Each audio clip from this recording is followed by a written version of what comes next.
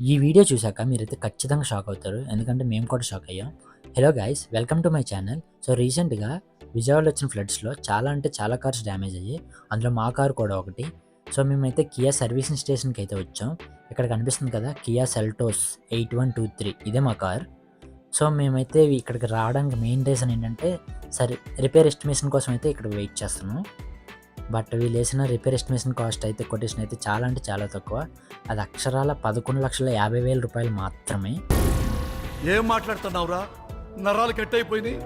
అవును, మీరు విన్నది నిజమే. అది కేవలం 11,50,000 మాత్రమే. ఇది కంప్లీట్‌గా కార్ మొత్తం ఇంటర్నల్‌గా మొత్తం డ్యామేజ్ అయిపోయింది. చాలా అంటే చాలా కంపు కొడుతుంది కార్ మొత్తం. విజయవాడ ఫ్లడ్స్ మీద మీ ఒపీనియన్ ఏదో పెట్టు, తర్వాత మాట్లాడదాం.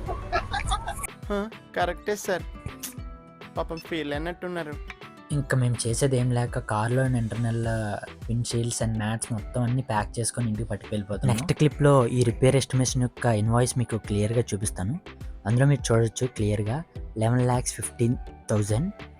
సో ఇది పొజిషన్. సో వీడియో నచ్చితే లైక్ చేయండి, నచ్చకపోతే డిస్లైక్ చేయండి, బట్ తప్పకుండా సబ్స్క్రైబ్ చేయండి. Okay, bye.